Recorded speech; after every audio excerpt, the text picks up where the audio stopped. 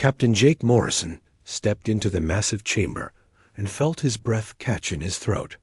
The Galactic Council Hall was unlike anything he had ever seen on Earth. The ceiling stretched so high that clouds actually formed near the top. 12 different alien species sat on platforms that floated in the air, each one stranger than the last. Jake had been a soldier for 20 years, but nothing had prepared him for this moment. 2 weeks ago, he was commanding a simple patrol ship near Mars. Now he stood as humanity's representative before the most powerful government in the galaxy. His uniform felt too tight, and sweat began to form on his forehead despite the cool. Dr. Lisa Harper stood beside him, her hands shaking slightly as she held her tablet. She was Earth's smartest scientist, but even she looked nervous. The aliens around them were so advanced that they had been traveling between stars for thousands of years, while humans had only left their solar system. 50 years ago, the chamber fell silent as a massive crystal being began to speak. Its voice sounded like music mixed with thunder. This was Speaker Thexani of the Valorian Empire, the current leader of the council. When it spoke, rainbow colors flowed across its transparent body. Young humans, the speaker's voice echoed. Through the chamber, you have been granted membership in our council. This is a great honor. We have watched your species for some time, and while you show promise, you must understand that wisdom comes with age. Jake felt his jaw tighten. The way the alien spoke reminded him of adults talking down to children. He had lost good friends in space battles defending human colonies, and his species had earned their place here through blood and courage, not charity. We are grateful for this opportunity, Jake replied, keeping his voice steady. Earth is ready to contribute to galactic peace and security. A sound like laughter came from several of the alien delegates. The Kazrak representative, a creature that looked like a walking tank covered in spikes, made a grinding noise with its mouthparts. Even without speaking their language, Jake could tell it was not friendly laughter. Contribute? Speaker Thexani's colors shifted to what Jake assumed was amusement. Dear humans, you must first learn our ways. The Council has maintained peace for over 3,000 years through careful thought and proper procedures. Your species is known for being rather quick to act and slow to think. Dr. Harper stepped forward. Speaker, we've brought preliminary data about the situation in the Outer Rim. Our scientists have been studying the threat, and we believe immediate action might be necessary. The chamber erupted in sounds Jake couldn't identify. Some aliens made clicking noises, others produced musical tones, and a few seemed to be communicating through color changes. When the noise died down, Speaker Thexani's crystal body had turned a deep blue. The situation you refer to is already under discussion, the speaker said. The sacred protocols require proper study before any action can be taken. We do not rush into decisions that could affect billions of lives across the galaxy. Lieutenant Commander Pete Johnson watched from the visitors section high above the main floor. He had been Jake's friend since their academy days, and he could see the frustration building in his captain's face. Pete knew that look. It usually appeared right before Jake did something that would either save everyone or get them all in serious trouble. The crisis they were discussing had a simple name that sent fear through every civilized world: the Devourer Fleet. 6 months ago, long-range sensors had detected massive ships moving through the Outer Rim territories. These ships were not like anything the galaxy had seen before. They were ancient, automated vessels that consumed everything in their path. The first world to fall was a mining colony called New Haven. 3 million people lived there, mining rare metals for the galactic economy. The Devourer ships arrived without warning, stripped the planet of all resources, and left nothing but empty space where a world had once existed. No survivors. No wreckage. Nothing. Since then, 16 more worlds had suffered the same fate. Billions of people had simply vanished. The Devourer fleet moved from system to system like a plague, and it was getting closer to the core worlds with each passing day. Dr. Harper had spent weeks studying the available data. Her team on Earth had run countless simulations and reached a terrifying conclusion. If the Devourer fleet maintained its current pace, it would reach inhabited systems with populations in the hundreds of billions within the next 6 months. Speaker. Vexani, Dr. Harper said, her voice growing stronger. Our analysis shows that each day of delay costs more lives. These ancient machines show no signs of slowing down or changing course. An alien that looked like a floating jellyfish made of pure energy drifted closer. This was one of the keepers, being so old that some said they remembered the formation of the galaxy itself. When it spoke, its voice sounded like whispers from far away. Young scientist of Earth, the keeper said, we have seen many threats in our long existence. Patience and wisdom have always proven superior to hasty action. The universe rewards those who think before they act. Jake felt his temper rising. Back on Earth, when his platoon was under attack, they didn't hold committee meetings to discuss the proper response. They acted, they adapted, and they survived. These aliens seemed more concerned with following rules than saving lives. With respect, Jake said, trying to keep his voice calm. How many more worlds need to die while we follow protocols? The chamber fell completely silent. Several alien delegates made shocked sounds, and Speaker Vexani's crystal body flashed bright. Red? Jake realized he might have just made a serious diplomatic mistake, but he didn't care. Someone needed to speak for the billions of people facing extinction. Captain Morrison, Speaker Vexani said, its voice colder than before, you clearly do not understand how civilized species conduct themselves. The sacred protocols exist for good reasons. They prevent the kind of destructive conflicts that nearly destroyed the galaxy in ancient times. Meanwhile, far from the council chamber, Admiral Karen Sullivan stood on the bridge of the USS Defiance, humanity's most advanced warship. She had been following the council debates through encrypted transmissions, and what she heard made her angry. While the aliens talked, more people died. Earth's government had already made its decision in private. President Helen Carter had signed Executive Order 2387, authorizing the mobilization of humanity's entire space fleet. Unlike the Council's endless discussions, the order was simple. Stop the Devourer fleet by any means necessary. The humans were new to galactic politics, but they understood one thing perfectly. When people were in danger, you acted first and asked for permission later. The Galactic Council was about to learn what happened when humanity decided to stop talking and start fighting. 7 months had passed since the Galactic Council first learned about the Devourer fleet. In that time, 6 more worlds had fallen silent. The latest victim was Serenity, a beautiful farming world where 4 billion Zephyrians had lived peaceful, lives growing food for half the galaxy. Colonel Danny Wright sat in his small stealth ship, the UE's Shadow, watching the wreckage that had once been the Serenity system. Where a green planet had orbited just days before, now only empty space remained.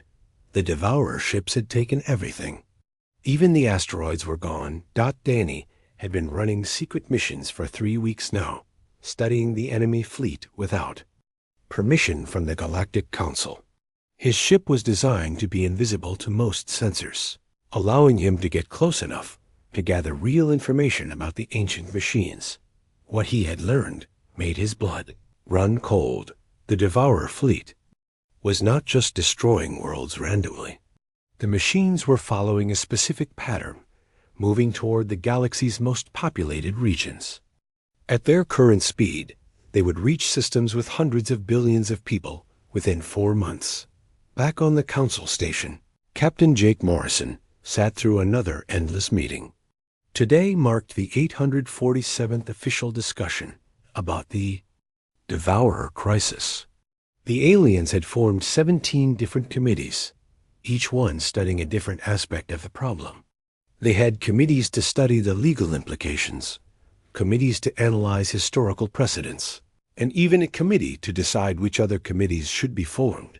Dr. Lisa Harper had given the same presentation 43 times to different groups of alien officials. Each time, they asked the same questions and reached the same conclusion. More study was needed. Her data clearly showed that immediate action could save billions of lives. But the council insisted on following their sacred protocols. Speaker: Dexani had created a new timeline for decision-making. According to the official schedule, the council would spend another 8 months gathering information. Then they would spend 6 months debating the proper response. After that, they would need 4 more months to plan any military action. By that time, the Devourer fleet would have consumed most of the galaxy's inhabited worlds. Jake felt like screaming every time he heard this timeline. In his 20-year military career, he had never seen such a complete failure of leadership. The aliens seemed more concerned with following rules than saving lives. They acted like the protocol book was more important than actual people. On Earth, a very different scene was taking place. General Paul Stewart stood in the largest war room the planet had ever seen. Holographic displays showed the positions of every human ship in space. Red dots marked the Devourer fleet's last known location. Green dots showed evacuation routes for threatened colonies. The room buzzed with activity as hundreds of military personnel coordinated the largest mobilization in human history. Unlike the Council's careful committees, Earth's response was direct and decisive. President Helen Carter had given General Stewart unlimited authority to prepare for war. Admiral Sullivan, what's the status of Battle Group 7? General Stewart asked. Admiral Karen Sullivan looked up from her command console. All ships ready for deployment, sir. The Defiance and her escort fleet can be at the target coordinates within 72 hours. And the new weapon systems? Doctor. Amy Collins stepped forward. She looked tired from working 18-hour days, but her eyes were bright with determination. The quantum disruptors are ready for field testing. If Colonel Wright's intelligence is accurate, we can disrupt their command signals. General Stewart nodded. Good. How many ships do we have available for combat operations?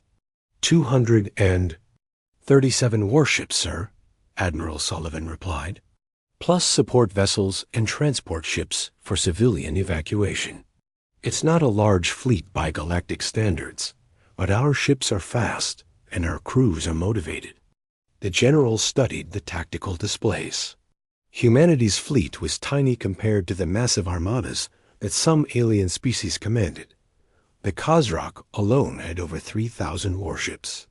The Valorian Empire could field 10 times that number. But those fleets sat in dock while their governments debated proper procedures. Colonel Wright's voice crackled through the communication system from his hidden position near the Devourer fleet. Command, this is Shadow One. I'm transmitting new intelligence data now. The main display changed to show detailed scans of the enemy ships. The Devourer vessels were enormous, each one larger than Earth's biggest space stations. Their hulls were black metal that seemed to absorb light. Strange energy patterns flowed across their surfaces like glowing veins. I've identified what appears to be a command ship, Colonel Wright continued. It's staying in the center of their formation, coordinating the other vessels. If we can disable it, the entire fleet might lose coordination. Dr. Collins studied the data with growing excitement. Paul, look at this energy signature.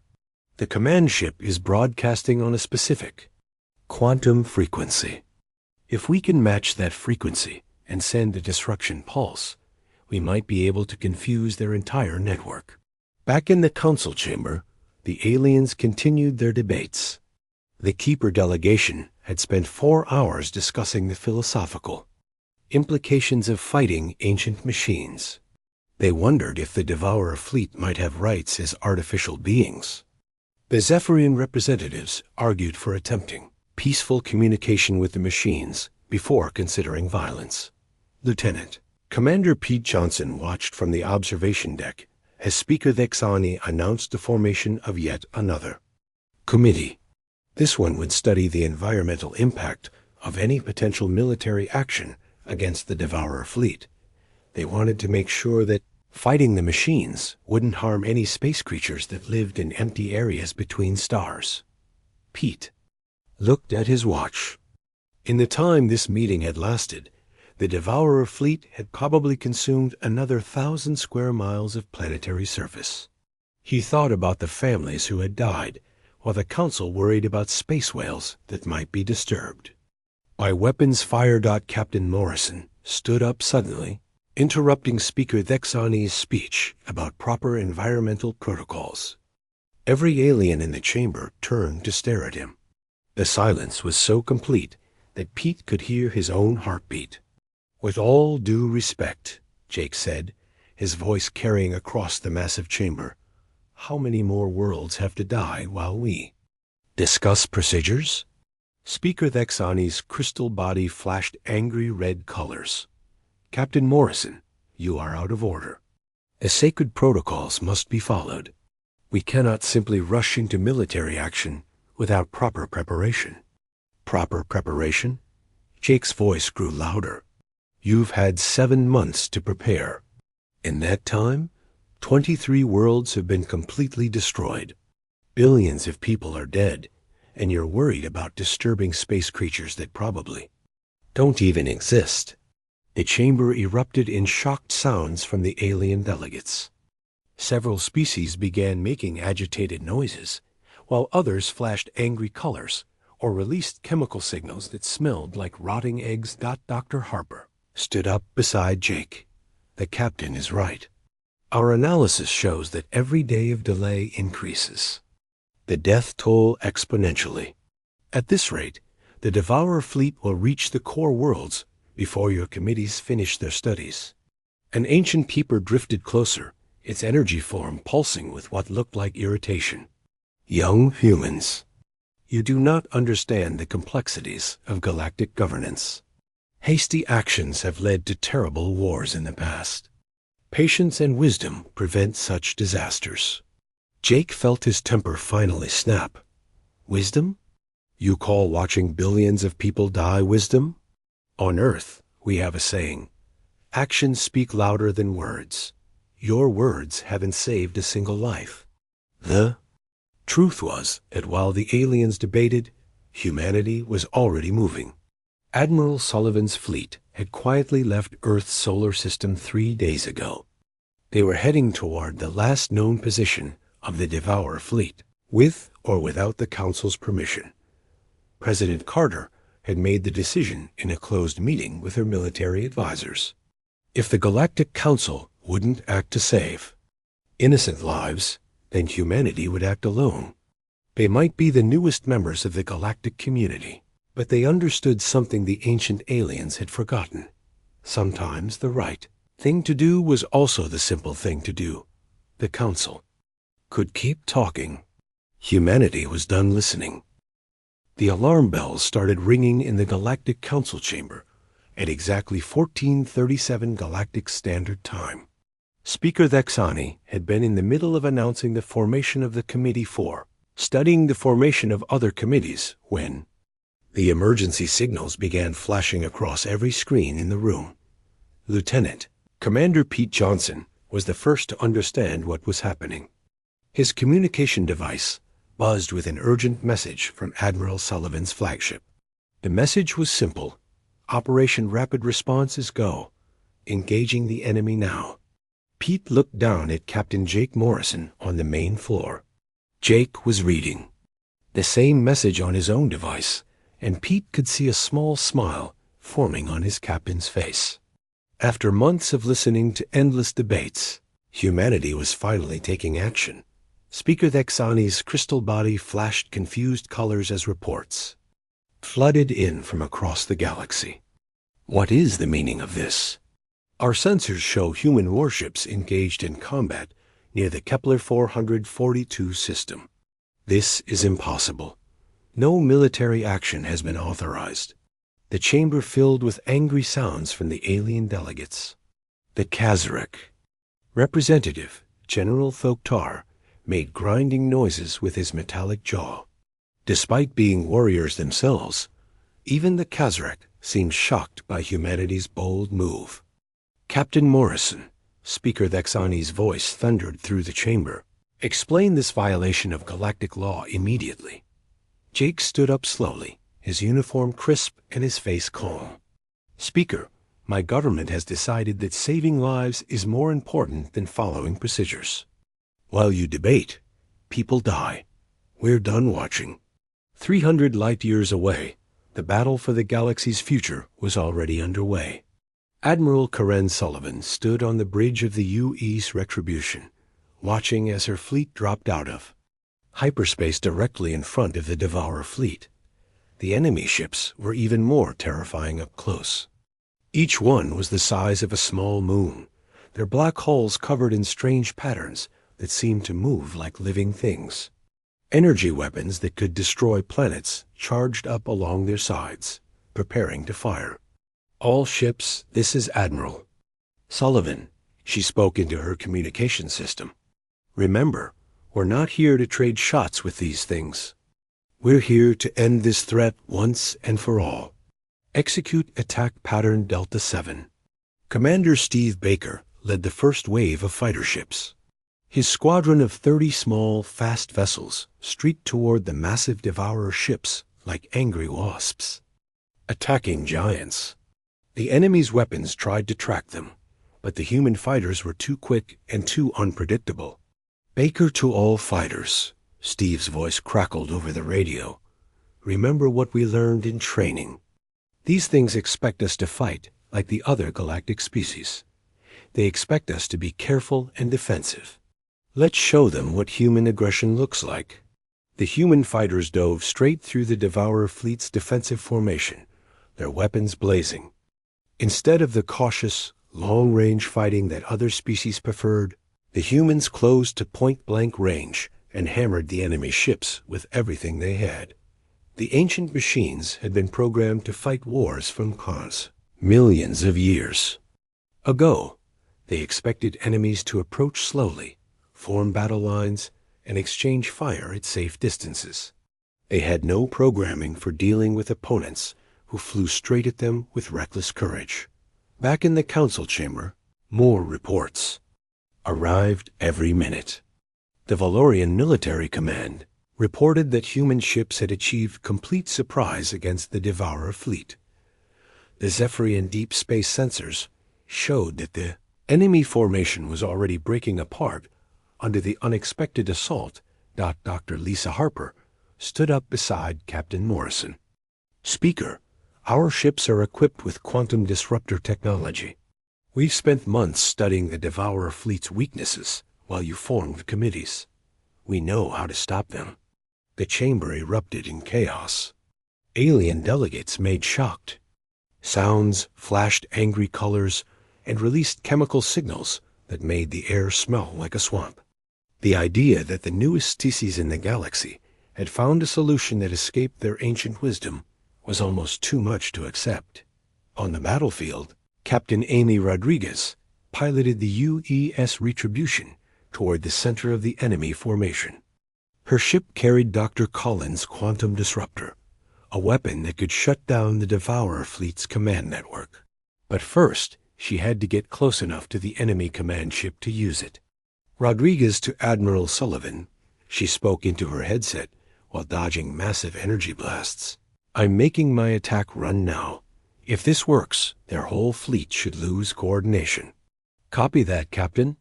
All ships provide cover for the Retribution. This is our one chance. Amy's ship shook as enemy weapons fired all around her. The Devourer command ship was the largest vessel she had ever seen, easily 5 times bigger than Earth's biggest space station. Its weapons could have destroyed her ship with a single hit, but Amy flew her vessel like a fighter pilot, rolling and diving to avoid the massive energy beams. Dr. Collins sat in the weapons control seat, her hands flying over the controls as she prepared to fire the quantum disruptor. Amy, I need to get within 2,000 kilometers of their command ship. Can you get us that close? Hold on, Amy replied, pushing her ship into a steep dive that would have made a normal person pass out. This is going to be interesting. The Retribution streaked toward the enemy command ship, human fighter squadrons clearing a path through the defensive fire. At exactly 2,000 kilometers, Dr. Collins fired the quantum disruptor. The effect was immediate and spectacular. The energy beam struck the Devourer command ship and spread across its hull like lightning. Within seconds, the strange patterns on all the enemy ships began flickering and going dark. It's working, Dr. Collins shouted over the noise of battle. Their command network is shutting down. Without their central coordination, the Devourer ships began acting like confused animals. Some fired at empty space, others ran into each other, and many simply stopped moving altogether. The ancient fleet that had terrorized the galaxy for months was falling apart in minutes. Back in the council chamber, the reports kept coming. The Keeper delegation's sensors showed that the Devourer fleet's energy signatures were failing. The Kazrak military observers confirmed that the enemy ships were no longer coordinating their movements. Vexani's crystal body cycled through colors that Pete had never seen before. This is impossible. The humans have been members of this council for less than 2 years. How could they succeed where our combined wisdom has failed? Captain Morrison's smile grew wider. Because while you were talking, we were preparing. While you were following protocols, we were studying the enemy. While you were forming committees, we were saving lives. The final blow came from Commander Baker's fighter squadron. With the enemy command ship disabled, the smaller human vessels swarmed over the confused Devourer ships like hunters taking down wounded prey. One by one, the ancient machines that had consumed dozens of worlds were destroyed. Admiral Sullivan watched the last enemy ship explode in a brilliant flash of light. All ships, this is Admiral Sullivan. The Devourer fleet has been eliminated. Repeat, the threat has been neutralized. The communication channels filled with cheers from human crews throughout the fleet. They had done what the Galactic Council sighed was impossible. They had stopped an ancient threat that had paralyzed the galaxy's most powerful government. On the council station, Speaker Vexani's voice was barely a whisper. How many casualties did your fleet suffer? Captain Morrison checked his reports. 17 wounded, 3 ships with minor damage. No deaths. The silence in the chamber was absolute. In less than 6 hours, humanity had accomplished what the Council couldn't do in 7 months. They had saved billions of lives while suffering almost no losses of their own. The ancient aliens were learning a hard lesson about the difference between wisdom and action. Sometimes the youngest voice in the room had the clearest vision of what needed to be done. 3 days after the Battle of Kepler 442, the Galactic Council chamber looked very different. Where once the ancient alien delegates had sat with calm confidence, now they shifted nervously in their floating seats. The humans had changed everything in a single afternoon, and no one was sure what would happen next. Admiral Karen Sullivan stood at the center of the chamber, still wearing her battle-worn uniform. Her report to the council was simple and direct. Just like the military action that had saved the galaxy, the Devourer fleet was completely destroyed. The threat that had consumed 23 worlds was gone forever. The final enemy ship was eliminated at 1842 Galactic Standard Time. Admiral Sullivan said, her voice carrying clearly through the massive chamber. Our fleet suffered minimal damage and no casualties. The Outer Rim territories are now safe for civilian traffic. Speaker Vexani's crystal body flickered with colors that Lieutenant Commander Pete Johnson had never seen before. The ancient aliens seemed to be struggling with emotions that its species rarely experienced. Admiral Sullivan, your actions have saved countless lives. However, you acted without Council authorization. This creates a serious problem for galactic law. Captain Jake Morrison stepped forward. Speaker, with respect, your laws were letting people die. Sometimes doing the right thing matters more than following rules. The chamber filled with uncomfortable sounds from the alien delegates. For 3,000 years, the Galactic Council had operated on the principle that all major decisions required careful study and unanimous agreement. The idea that someone could simply ignore these procedures and achieve better results challenged everything they believed. New voice entered the chamber as President Helen Carter of Earth arrived with her diplomatic team. She was a small woman, with gray hair and kind eyes, but when she spoke, her voice carried the authority of someone who had just saved the galaxy. Council members, President Carter said, I want to be clear about something. Earth did not act out of disrespect for this body. We acted because people were dying while procedures were being followed. Sometimes, leadership means making hard choices quickly. Secretary of Defense Tony Miller stood beside the president, carrying data files that contained detailed information about the battle. We are prepared to share all intelligence about the Devourer fleet with the Council. Our scientists have learned much about ancient machine technology that could benefit everyone. Ambassador Julie Washington, Earth's chief diplomat, stepped forward with a proposal that would shock the entire galaxy. President Carter has authorized me to offer a new framework for handling future crises. We call it the Rapid Response Protocol.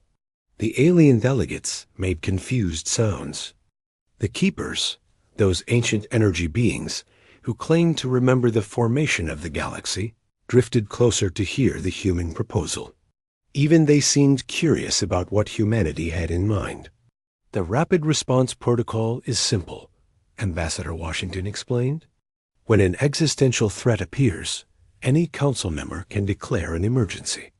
If the threat is confirmed by independent sources, immediate action is authorized without waiting for full council approval. General Thoktar of the Khazrak Empire made his grinding laugh sound. Interesting. But who would lead such rapid responses? Your species has been spacefaring for only 50 Earth years. President Carter smiled. We're not asking to lead anything. We're asking for the right to act when others cannot. If the Council can respond quickly to a crisis, wonderful. If not, then species with the ability and willingness to act should be allowed to do so. Dr. Lisa Harper presented her analysis of the Devourer technology to the Council. The ancient machines had been built by a civilization that destroyed itself millions of years ago. They were programmed to consume all resources they encountered, turning entire star systems into raw materials for building more machines.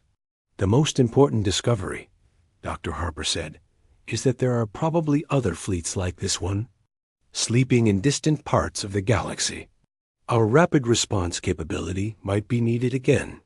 This news sent waves of concern through the alien delegates. The Zephyrian representative, a graceful being that looked like a living plant, spoke for the first time since the crisis began. Dr. Harper, how many other fleets might exist? Our estimates suggest at least 12 more, possibly as many as 20. Each one is programmed to activate if it detects resource depletion in its assigned sector. As the galaxy becomes more populated, we might wake up more of these sleeping threats. The implications were staggering.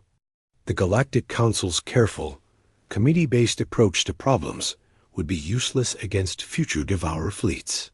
By the time they finished studying the threat and debating proper responses, entire regions of the galaxy could be consumed. Speaker, Vexani's colors shifted to what looked like deep thought. President Carter, are you suggesting that your species should serve as the galaxy's rapid response force? Not just us, President Carter replied. Any species willing and able to act quickly in a crisis. The Khazrak have strong military traditions. The Valorians have advanced technology. The Zephyrians have excellent intelligence networks. We should use each species' strengths instead of forcing everyone to follow the same slow procedures. The debate that followed was unlike anything the Council had ever experienced. For the first time in centuries, the alien delegates were discussing fundamental changes to how their government operated. The humans had proven that sometimes the newest ideas were the best ideas.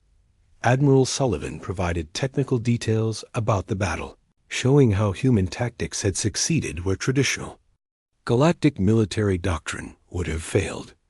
The Devourer fleet had been programmed to fight wars from ancient times, when battles were slow and predictable. Modern threats required modern solutions. The key was speed and unpredictability, Admiral Sullivan explained. We didn't try to match their firepower. We didn't form battle lines or fight by their rules. We did what they couldn't adapt to. We acted like humans. The Keeper delegation made a sound like wind chimes in a gentle breeze.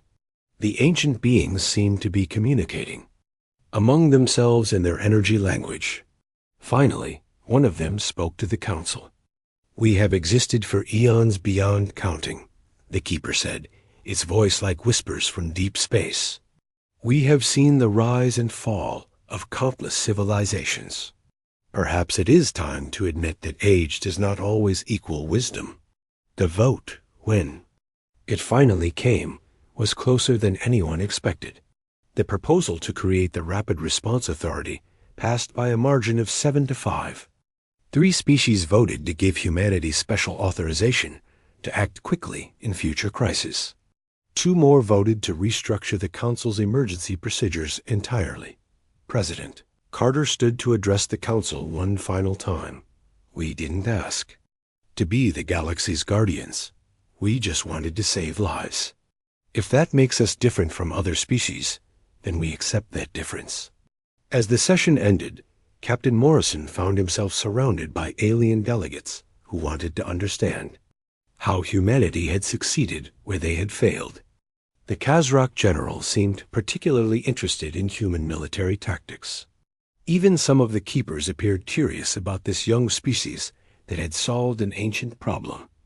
Pete Johnson watched from the observation deck as the Mundi's political landscape of the galaxy shifted beneath his feet. The Galactic Council would never be the same. The ancient system of endless committees and careful procedures had been challenged by a species that believed in action over discussion. Dr. Harper was already working with alien scientists to prepare for future threats. The galaxy was a dangerous place, full of ancient weapons and sleeping dangers. But now it had something it had never possessed before, a species willing to act quickly when action was needed. The humans had not conquered the galaxy through superior technology or vast armies. They had earned their place through courage, decisive action, and the simple belief that sometimes the right thing to do was also the obvious thing to do. The council chamber slowly emptied as delegates returned to their home worlds, carrying news that would change galactic civilization forever. The youngest species in the galaxy had become its most important protectors, not through conquest, but through the willingness to act when others could not. In the end, the aliens had learned something valuable from their newest members. Sometimes the best way to preserve ancient wisdom was to know when to set it aside and do what needed to be done.